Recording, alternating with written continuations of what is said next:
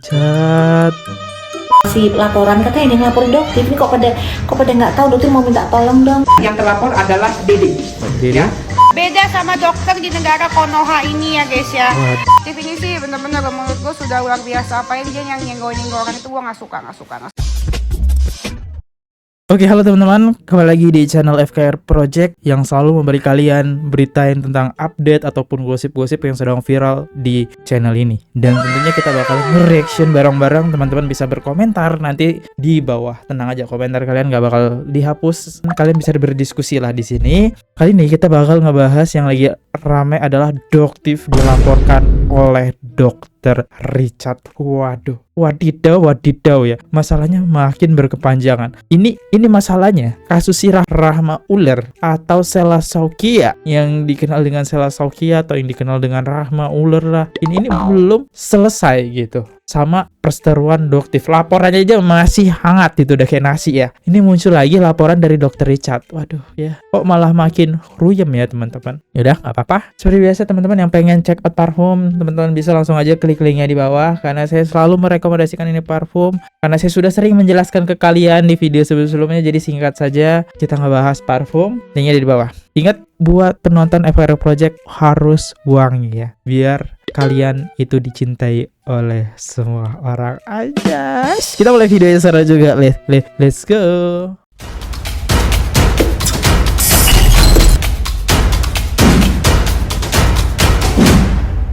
Nggak pakai berisik laporan Dr. Richard Lee ke Doktif naik sidik. Hasilnya pemeriksaan di pabrik ingredient white tomato extract ditemukan. Doktif segera pakai baju orange. Oh iya, ini Dr. Richard. Wow.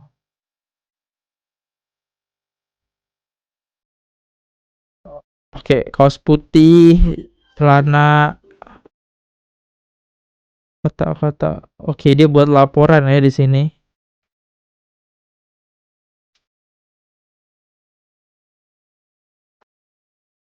Ini lagi ngobrol nih, Dr. Richard. Ini pengacaranya apa kayak gimana nih?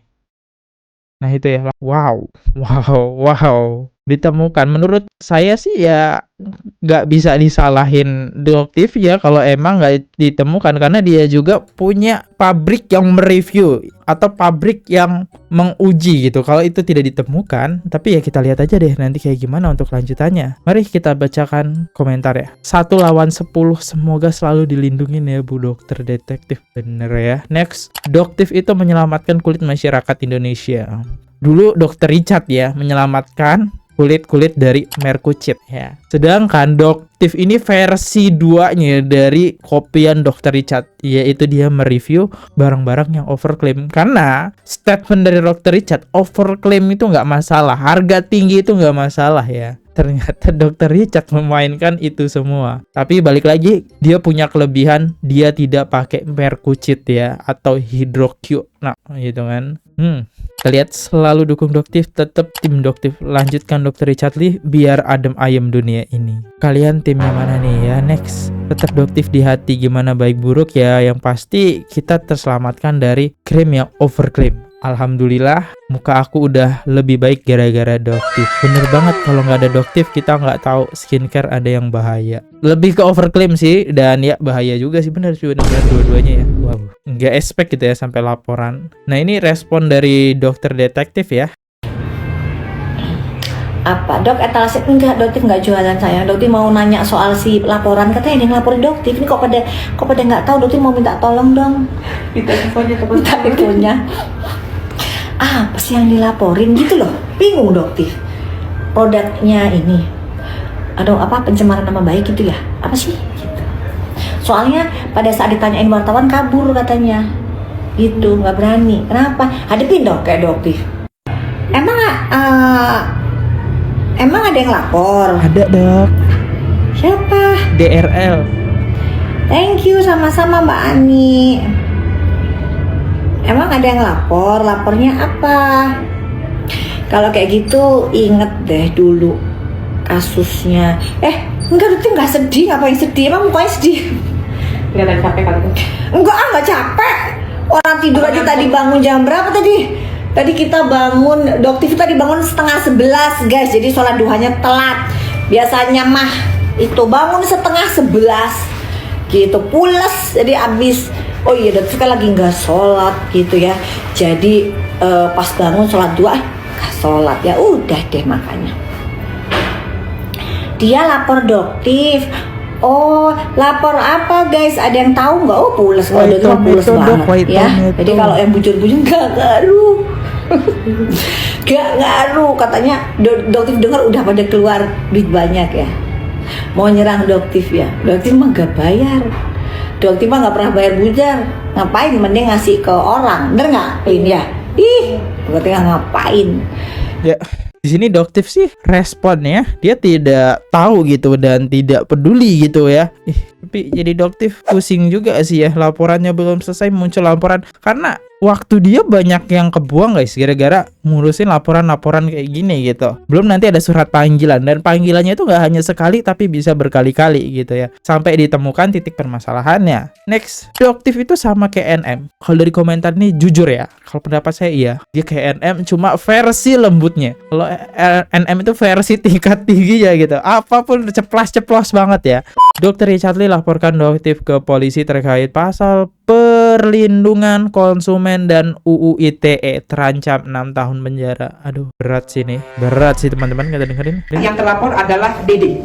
Dede. Ya, TikTok terlapor pemilik akun Dede, ya inisial Dede. Dilaporkan oleh R, yaitu 3 postingan pada medsos. Pasal yang diterapkan yaitu di Undang-Undang ITE nomor pasal 27 junto 45, kemudian juga Undang-Undang Konsumen nomor 08 tahun 1999 pasal 9 tentang perlindungan konsumen. Dengan ancaman hukuman 6 tahun, ya paling tinggi. Di hari ini dari Polres Metro Jakarta Selatan penyidik meminta keterangan dari yang berinisial R. itu terkait apa, Bu? Ya, yang dilaporkan dalam LP 497 Romawi 2 2025.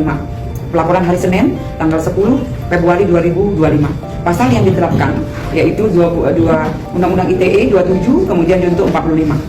Lanjut di Undang-Undang Konsumen nomor 208 1999 pasal 9 tentang perlindungan konsumen ya, secara langsung atau tidak langsung merendahkan barang atau jasa lainnya. Itu Berarti yang bersangkutan merupakan terlapor ya?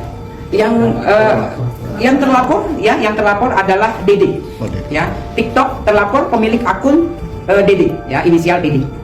Adapun yang menjadi permasalahan di sini yang dilaporkan oleh R, yaitu 3 postingan pada medsos yang diposting yang diduga oleh akun TikTok Dede.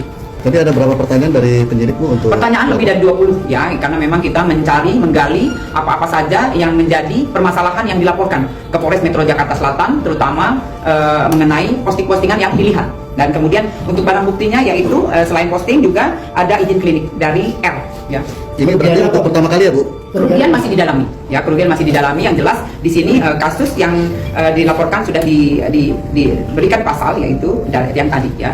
Pemeriksaan awal berarti, Bu, ya? Betul, klarifikasi dari dalam penyelidikan. Tadi diperiksa jam berapa, Bu? Tadi pagi hari ya, kurang lebih dari jam 9, kemudian berapa jam, lebih kurang dari 2 jam, itu yang digali, terutama keterangan-keterangan yang memperjelas kasus yang dilaporkan oleh R.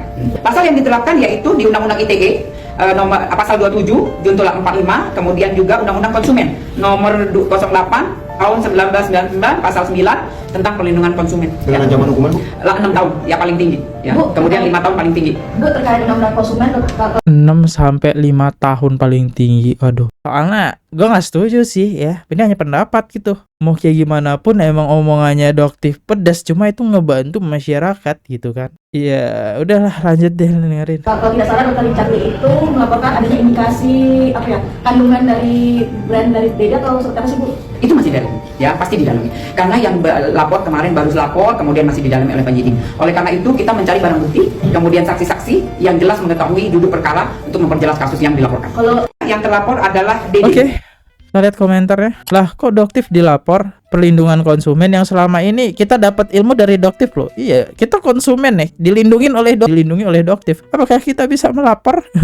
Kita kan dilindungin gitu ya. Next, ditunggu kabar baiknya manusia bertopeng pakai baju oranye. Waduh. Menyola Dokter Richard, kalian timnya mana nih? Doktif atau Dokter Richard? Kalau kaliannya tim Dokter Richard nih, mungkin kalian bakal senang dengan video selanjutnya yang lumayan viral banget, yaitu sindiran dari si... Iya guys, gue lagi cari makan karena buat gue cari duit susah.